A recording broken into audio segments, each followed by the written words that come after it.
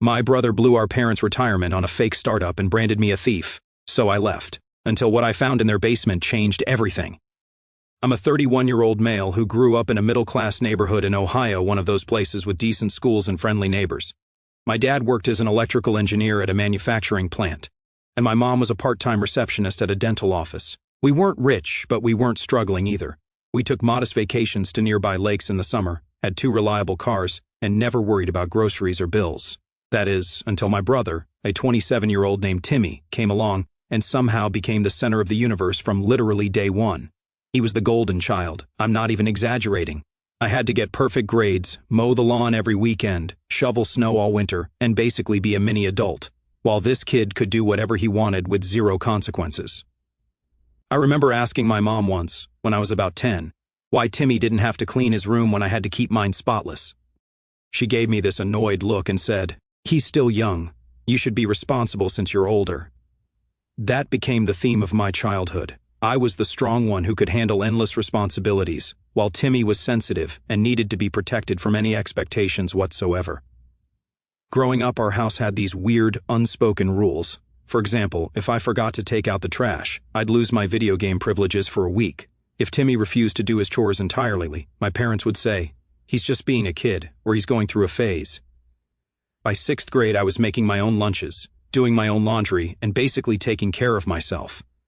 Timmy at 9 still had Mom cutting the crust off his sandwiches and laying out his clothes for him every morning. I'd get home from school and immediately start homework, while Timmy would play video games until dinner. When I asked if I could play too, Mom would say, "You know you have responsibilities first," as if Timmy somehow didn't. I still remember when I was 13 and saved up for months from my paper route to buy a gaming console I wanted. I dragged myself out of bed at 5 in the morning to deliver papers before school, rain or shine, skipped hanging out with friends, passed on snacks, and saved every dollar to save up the $299 plus tax for that console. I'll never forget the feeling of walking into the store, counting out that money I had earned through actual work, and carrying that box home. I was flying high. It felt like the first time I had ever owned something valuable that was truly mine. I set it up in the living room, played for maybe 2 hours, and went to bed feeling proud of myself. The next day, Timmy threw a tantrum, and my parents made me share it with him. It ended up in his room, and I had to ask to use the console I paid for. When I pushed back, my dad hit me with, "We don't value material things, we share with family." Easy to say when it's not your stuff being taken. This was my entire childhood on repeat.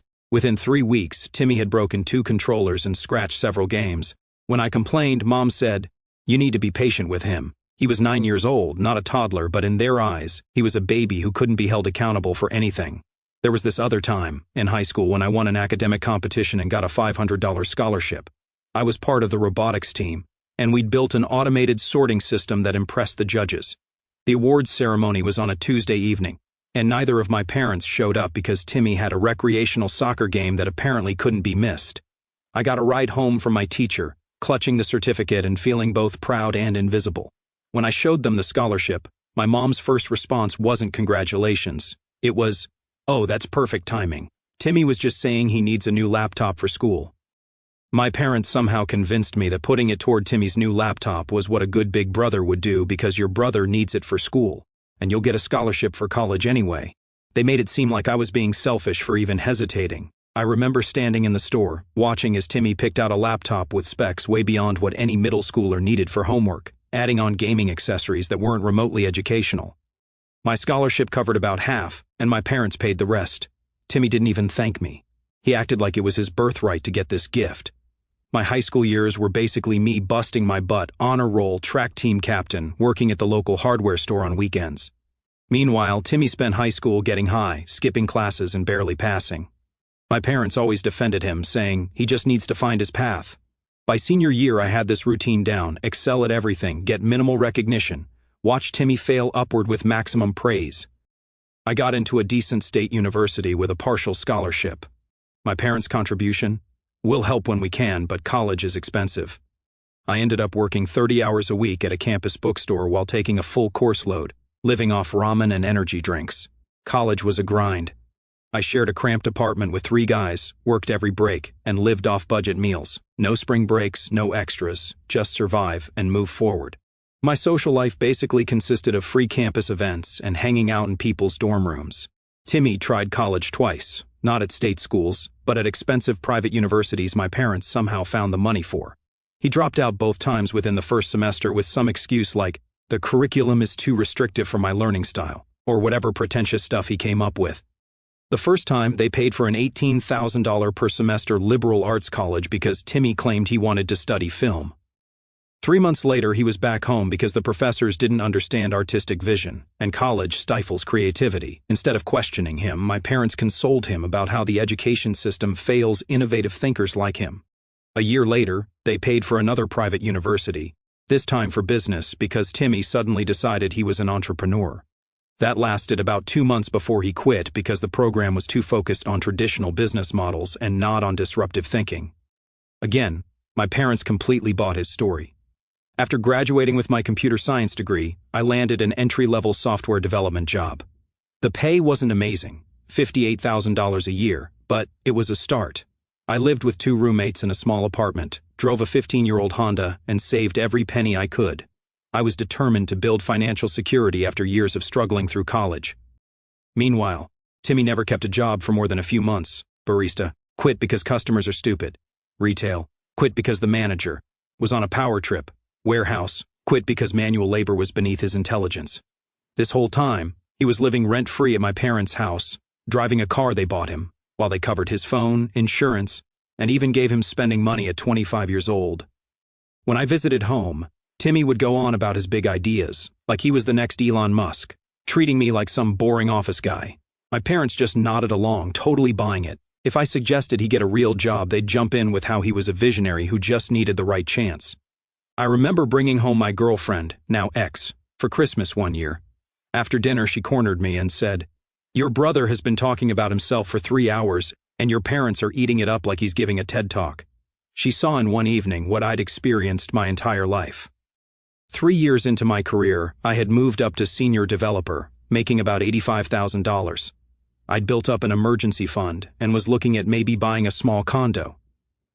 During this time, I occasionally helped my parents with unexpected expenses, fixing their roof after a storm, replacing their fridge when it died, normal stuff you do for family. Around this time, my cousin Jacob, my dad's brother's son, moved to our city after graduating college. We reconnected and became pretty close. Jacob worked in finance and was the first family member to actually be impressed by what I'd accomplished. He was also the only one in the family who saw through Timmy's nonsense and understood my frustration. One night over drinks, Jacob said something that stuck with me. "You know your parents created this monster, right? It's not just that they favor Timmy, they've literally trained him to be this way." It was so obvious once he said it, but I'd been too close to see it clearly. Then came last year, when my parents called me sounding devastated. They'd made the most insane decision ever. They had taken a second mortgage on their fully paid house and emptied their entire 401ks to give Timmy $160,000 for some revolutionary app idea that would disrupt the social media space. I'm not kidding. $160,000 to Timmy, who had zero coding experience, zero business knowledge, and couldn't even hold down a job at a coffee shop. I tried everything to stop this train wreck. I even brought my buddy from work, who had previously worked at a tech startup, to explain why Timmy's big ideas were total garbage. My friend Kevin sat them down and went through all the issues. No unique selling proposition, no technical expertise, no market research, no business plan, nothing that would make this app viable. He showed them statistics about startup failure rates and tried to explain why giving someone with no experience that much money was a recipe for disaster. They just dismissed us, saying I was jealous of Timmy's entrepreneurial vision and that I was too risk-averse to understand innovation. My mom actually said, "Sometimes the people closest to success are the least able to see it. Timmy has always been able to think outside the box in ways you can't." When I pressed for details about this revolutionary app idea, it turned out to be a social platform where people could share emotions through color patterns or some nonsense. When I pointed out that multiple apps like this already existed and had failed, my dad said, "That's because they didn't have Timmy's unique perspective." I nearly lost it right there. I left that night knowing I had failed to protect them, but also realizing there was nothing I could have said or done to change their minds. They were determined to believe in Timmy's genius, regardless of all evidence to the contrary. In the months that followed, Timmy would send me smug texts about finally getting the support he needed to succeed and how some people get their big break from rich investors. But family investment is even better because they believe in you. The audacity of this guy, treating our parents' retirement as his personal venture capital fund, made my blood boil. Surprise, surprise, his revolutionary app crashed and burned within 8 months. He never even hired a real developer or filed proper business paperwork. The money went to a leased BMW, which he later wrecked, an office space that was really just a fancy apartment where he lived, expensive electronics, and what he called networking events but were basically just parties with his loser friends. When I say he didn't hire a developer, I mean he literally expected to launch an app without anyone coding it. His plan was to outsource to India, but he never actually found a legitimate development team. He just joined some freelancer site and paid for bits and pieces of code that never came together into anything functional. One weekend, about 4 months into his startup journey, he actually called me asking for help. He'd apparently spent $15,000 on various coding snippets and couldn't figure out why they wouldn't work together. Being a software developer myself, I reluctantly agreed to look at what he had. What I found was an absolute disaster, pieces of code in different programming languages that couldn't possibly work together, some parts for Android, others for iOS, with no clear architecture or data model. When I tried to explain why this wouldn't work, he got defensive, saying I was too traditional in my thinking and that he was innovating. When I suggested he might need to hire a technical co-founder who actually understood software development, he accused me of trying to take over his company and stormed out. A month later, he called my parents, claiming he'd found a genius developer who could fix everything for just another $20,000. They called me, asking if this sounded legitimate. I spent an hour explaining why throwing more money at this disaster wouldn't help, only to have my mom say, "Well, I think we should trust Timmy's instincts on this. He's always been good with technology." I nearly threw my phone across the room. The business meetings he was always talking about? Jacob's friend saw Timmy at an expensive restaurant with a group of his friends, all of them ordering top-shelf everything while Timmy paid the bill. He told Jacob they were discussing market strategy, but they were just partying on my parents' dime. Jacob's friend even snapped a discreet photo that showed Timmy's business partners.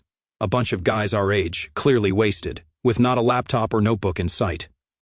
The whole time, Timmy was posting on Instagram about his entrepreneur journey and startup grind, sharing photos of himself in fancy coffee shops with a laptop open to what looked like code, which Jacob's developer friend later told me was just random programming screenshots from Google.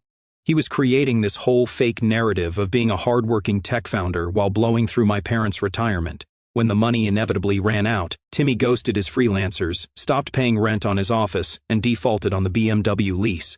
He came home with some sob story about market conditions and investor timing, claiming the business had been on the verge of success, but forces beyond his control had intervened. My parents ate it up, acting like he was some tragic hero instead of an incompetent fraud. My parents were freaking out about losing their house. Despite being angry at their stupid decision, I couldn't let them be homeless in their 60s, so, as a good son idiot, I stepped in and started paying their mortgage, $1,700 a month, plus helping with utilities and groceries.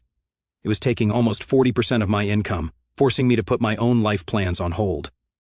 I'd been planning to propose to my girlfriend of 3 years. I had the ring picked out, had been saving for a down payment on a starter home, had everything mapped out. Instead, I was now pouring most of my disposable income into keeping my parents afloat after they'd blown their safety net on Timmy's genius ideas. My girlfriend tried to be understanding, but the strain of constantly postponing our future led to more and more arguments. The condo I had been saving for, gone. The vacation I had planned with my girlfriend, canceled. My plans to go back for a master's degree, postponed indefinitely. I was working overtime and taking on freelance projects on weekends just to make ends meet, while Timmy somehow still had money for new clothes and nights out with friends. My relationship suffered from financial stress and eventually ended when my ex got tired of every date night turning into a discussion about my family problems. The final straw came when we had to cancel our anniversary dinner that I'd been planning for months because my parents suddenly needed emergency dental work that their insurance wouldn't fully cover. My girlfriend finally said, "I feel like I'm dating your whole family, not just you." And she was right. We broke up a week later. The worst part? Despite their panic over potentially losing their house, my parents still wouldn't acknowledge that Timmy had scammed them. They kept saying the business just needed more time, or that the market wasn't ready for such an innovative concept. It was like they physically couldn't admit he had blown through their retirement on nothing. My dad, who had always been financially conservative his whole life, the man who would drive across town to save 5 cents per gallon on gas, was suddenly talking like a Silicon Valley venture capitalist. using terms like burn rate and pivoting that he clearly didn't understand. My mom had started referring to Timmy as a visionary in conversation, as if his complete failure was somehow proof of his superior insight rather than his incompetence.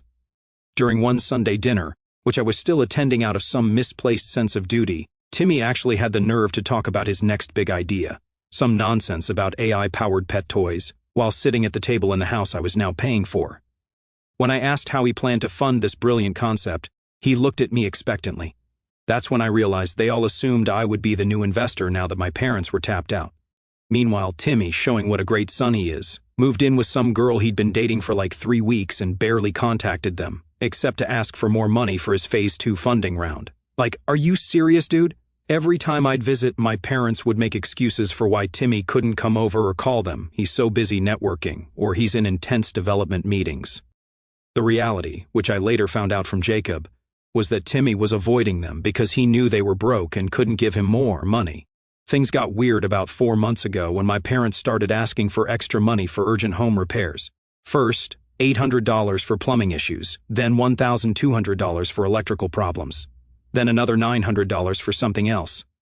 When I asked for contractor quotes, they got all sketchy and wouldn't give me details. Jacob had stopped by their house to drop off some stuff his dad wanted them to have, and texted me that something seemed off. He said the house looked messy, which was unusual for my mom, who was always obsessively clean, and there were people he didn't recognize hanging around. Also, he noticed my dad seemed really nervous and kept trying to rush him out. Jacob overheard someone in another room talking about product quality and moving inventory, which seemed strange for a supposed tech business. What really concerned Jacob was the state of my parents.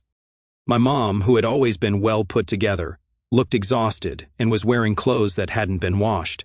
My dad, who was normally talkative with family, barely spoke and kept glancing nervously toward the basement. Jacob texted me, "Dude, something weird is going on there. Either your brother is running some kind of scam or your parents are being taken advantage of." That weekend, I decided to drive over unannounced. As I pulled into the driveway, I noticed 3 cars I didn't recognize parked haphazardly on the lawn, tearing up the grass my dad had always meticulously maintained.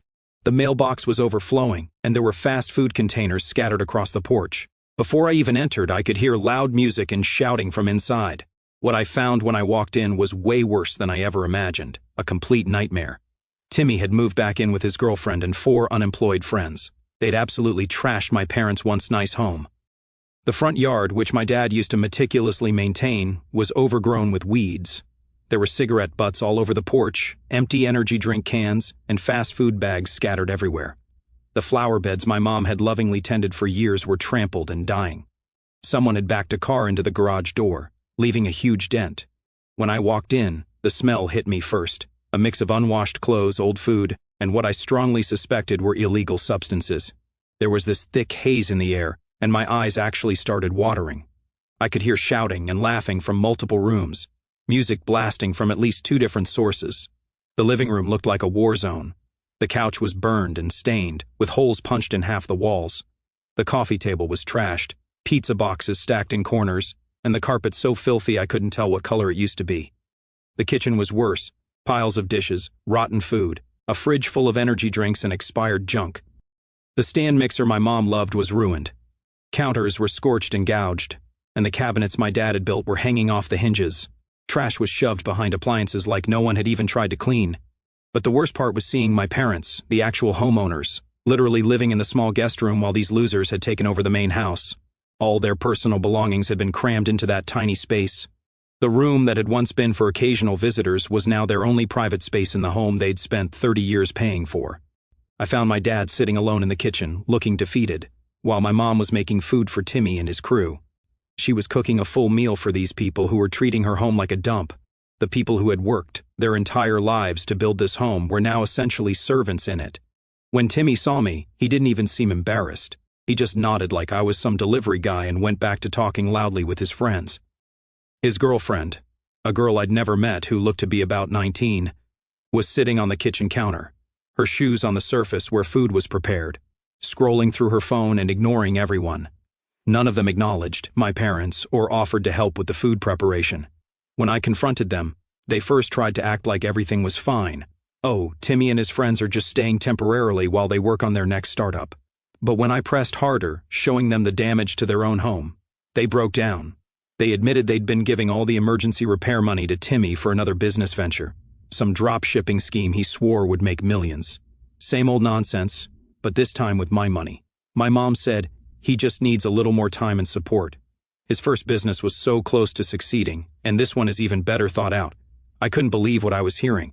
How could they still believe his lies after everything? I asked about the damage to the house, and my dad just stared at the floor while my mom made excuses. Young people are just more energetic. It's just stuff. It can be replaced. We don't mind. Family is more important than things. I was beyond furious. I told them I wouldn't support them financially anymore if they kept enabling Timmy's destructive behavior. I thought stupidly that maybe the threat of losing their financial lifeline would finally wake them up. Their response showed exactly where I stood in the family hierarchy. Instead of acknowledging the problem, they turned on me completely. My mom said I was just angry because Timmy was brave enough to pursue his dreams while I played it safe with my boring coding job. My dad was even worse, saying blood is thicker than water and real family doesn't come with conditions. Then he had the nerve to say, "We've always treated you boys equally." I nearly lost it hearing that garbage. The most delusional part came when my mom started talking about how Timmy was providing them with an opportunity to be part of something special, as if living in a single room of their trashed house while supporting freeloaders was some kind of privilege. I looked around at their beloved home, the home they had spent 30 years building and maintaining, the home they had remortgaged for Timmy's failed business, now destroyed, and I realized they would sacrifice everything, absolutely everything, before they would admit the truth about their golden child. I gave them an ultimatum: either Timmy and his freeloading friends move out, or I stop paying their bills. I expected them to at least consider it, to weigh their options, to think about the fact that I was literally keeping a roof over their heads. They chose Timmy without even thinking about it. My mom called me heartless for trying to kick out my brother when he was on the verge of his big break. My dad called me a terrible son for abandoning them when they needed support the most. I stood in their wrecked living room, looked at these people who had raised me but never really seen me, and something finally broke. I told them they had made their choice, and now they would have to live with it. I would not be sending another penny. My mom's parting words as I left were, "You've always been jealous of your brother. I thought you'd outgrow it, but I guess some people just can't stand to see others succeed." The delusion was complete, and there was nothing left to say. So I did what I should have done years ago. I cut them off completely, blocked their numbers, and stopped paying their bills. I told Jacob what happened, and he completely supported my decision. He said, "They've made their bed with Timmy, now they can lie in it."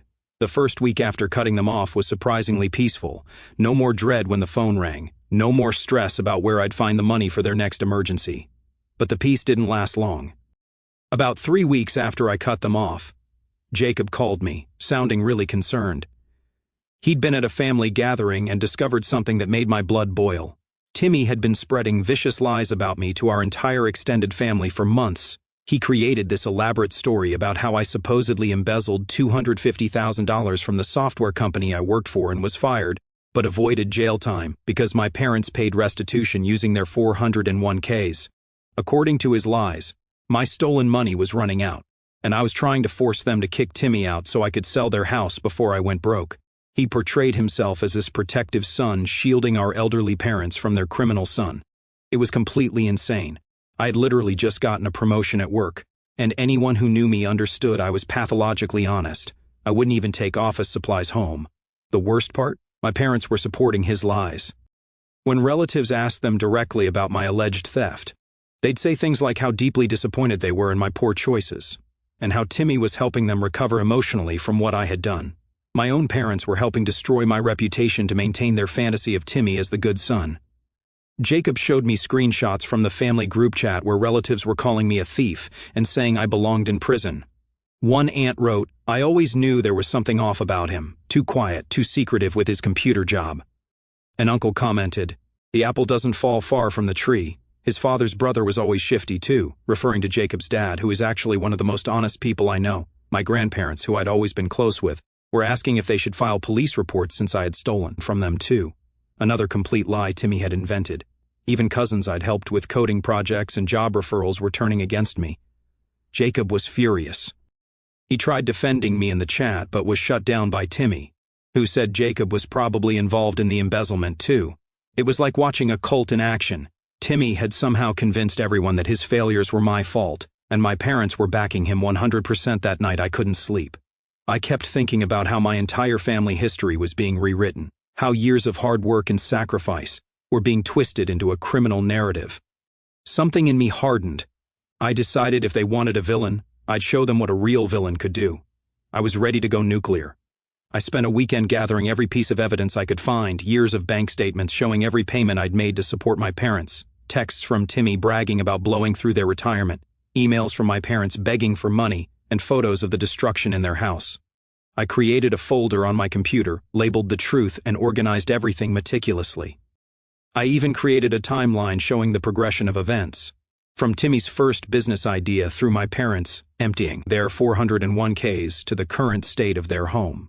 I calculated exactly how much money I had given them over the past year, $32,147.83. That was more than a third of my post-tax income, gone to enable Timmy's lifestyle. I wrote an initial draft of an email to send to the family, but as I reread it, I realized how insane the whole situation would sound to outsiders. Would people really believe that my successful, seemingly rational parents had given their life savings to their deadbeat son for a nonsensical app idea? Would they understand how these intelligent people could be so blind when it came to Timmy? It sounded unbelievable even to me, and I had lived through it. As I reviewed all the evidence, I realized it wouldn't be enough. These people had already shown they would believe Timmy's lies over obvious reality. My mother, who used to be a sharp-minded woman who could spot a scam a mile away, had somehow convinced herself that Timmy was the next Steve Jobs. My father, who had been a practical, no-nonsense engineer his whole life, was now making excuses for obvious failure. I needed something they couldn't ignore or explain away. I remembered a conversation I'd had with my dad about 6 months earlier, when I was still trying to reason with them about Timmy. I had pointed out that Timmy had no technical skills to build an app, and my dad had waved his hand dismissively and said, "You don't understand modern business. Ideas are what matter now, not technical skills." It was like talking to a stranger wearing my dad's face. That's when I remembered something odd from my visit to my parents' house. Timmy and his friends had been extremely protective of the basement, making excuses for why no one should go down there. When I had asked Timmy about using the basement storage for some of my parents' things that were cluttering their tiny guest room, he had gotten unusually aggressive, saying the basement was his workspace and off-limits. My dad got weirdly quiet when I brought it up, mumbled something about the garage, and walked off. My mom just whispered that I should leave it alone and not stir things up. Back then, I figured they were just covering more damage. Now, I wasn't so sure. I thought about calling the police, but what would I tell them? That my brother might be doing something illegal in my parents' basement? That my parents were enabling him? I had no proof, and they'd probably dismiss it as a family dispute. Plus, if I was wrong, it would permanently destroy any chance of getting through to my parents. After talking it over with Jacob, I decided to hire a private investigator. It cost me $3,000. Money I definitely couldn't afford to spend, given how much I was already paying toward my parents' expenses. But I was desperate for something that would break through the delusion. I figured if Timmy was just freeloading and partying, the PI would confirm that, and I'd at least know for sure. And if something worse was happening, I needed to know that too. The PI was this retired cop named Mitch who specialized in surveillance. He didn't ask too many questions, just took the information I had and got to work. He told me it would take about 2 weeks to establish patterns and gather evidence. Then came the thing I already suspected. Within 2 weeks, Mitch had solid evidence that Timmy wasn't running any business. He was involved in a small-time drug trafficking operation, using my parents' house as a distribution point. Those networking events were just drug deals, and the office space he briefly rented was used for storing products. Mitch got photos of Timmy and his friends making exchanges in parking lots, documented suspicious people coming and going from my parents' house at all hours, and even managed to get some audio recordings where Timmy explicitly discussed drug sales. He had surveillance photos of Timmy meeting with known drug dealers in the area, screenshots of social media messages where Timmy was clearly arranging deals using thinly veiled code words, and evidence that the basement of my parents' house was being used as a packaging facility. What really made me sick was a recording where Timmy laughed about how his parents were clueless, and how the house was the perfect setup because no one suspects middle-aged suburbanites. He actually bragged about how he had convinced them to pay the utilities for his operation and how he had them wrapped around his finger. There was another clip where he talked about how he'd blame me if they ever got caught, saying he'd claim I was the mastermind who had threatened their parents. The PI explained that, based on the patterns and volume, this wasn't just recreational use, this was organized distribution. Timmy wasn't just selling to friends or making a little side money. He had set up a proper operation with multiple people involved, regular supply deliveries, and consistent distribution channels. Mitch estimated they were moving several $1,000s worth of product weekly, based on the frequency and pattern of visitors. The most shocking part? My parents' house had become a base of operations. The basement that they were so protective of was being used to package and prepare shipments. My parents' home address was literally being used to receive packages of illegal substances. I took all this evidence, financial, records, photos, and the PI's report, to my uncle, Jacob's dad, who happened to be a retired police captain. He was horrified and helped me take everything to the current police department. The police were initially skeptical, but the evidence was compelling enough that they began their own investigation. They conducted surveillance for about a week before deciding they had enough to act. 3 days later, the police raided my parents' house. They found enough drugs to charge Timmy with intent to distribute. Apparently, he had expanded beyond just marijuana to prescription pills and other stuff. One of his loser friends immediately flipped on him to save his own butt, revealing their entire operation. Timmy got arrested, along with 3 of his friends. My parents were initially detained too, but were released when it became clear they were just oblivious enablers, not active participants. The same day as the raid, I sent a detailed email to the entire extended family with all my evidence, financial records showing how I'd supported my parents, proof of Timmy's lies, and news articles about the drug bust, which thankfully didn't name my parents. My email was direct and unapologetic. For months, you've all believed lies about me embezzling money and taking advantage of my parents. Here's the truth, with evidence to back it up. While I was working 70+ hours a week to support my parents after they gave Timmy their retirement money, he was turning their home into a drug house. Still think I'm the criminal in the family? The family response was immediate. Relatives who had believed Timmy's lies were calling me nonstop to apologize.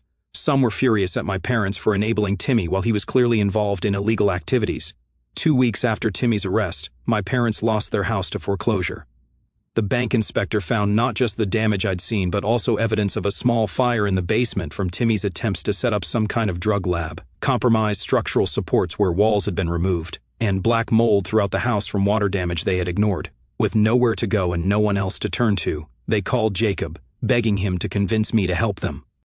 Jacob recorded the conversation where they admitted everything, how they'd always favored Timmy, how they knew he was probably doing something illegal but ignored it, and how they'd helped spread lies about me. When they finally reached out to me directly, showing up at my apartment unannounced, they were completely broken. My dad, who had always been proud to the point of arrogance, was in tears. My mom, who always had an excuse for Timmy, couldn't even look me in the eye. They begged for forgiveness, promised they'd cut Timmy off completely, and asked if they could stay with me just until they found a new place. I let them cry it out before I played Jacob's recording back to them. The look on their faces as they heard their own voices admitting how they'd treated me my entire life was something I'll never forget. Then I told them exactly what they'd told me months earlier. Real family doesn't come with conditions, right? Well, go ask your real family, Timmy, for help. I'm sure he'll be writing to you from prison any day now. I shut the door on them and haven't looked back. Timmy is serving 4 to 6 years for drug trafficking. My parents are staying with a distant relative in another state. About a month into his sentence, Timmy sent me a letter from prison, 4 pages, front and back, blaming me for everything. He said I ruined his future and that he'd been on the verge of a 6-figure crypto deal. He asked if I could at least help with lawyer fees since you're doing so well now. I shredded it without reading past the first paragraph. As for me, my life has actually gotten way better without the financial drain of supporting them. I was able to put a down payment on a nice condo. I got another promotion at work, and Jacob and I started a small side business developing apps for local businesses that's already turning a profit. Some bridges, once burned, just can't be rebuilt, and honestly, watching them go up in flames was the most satisfying thing I've ever experienced.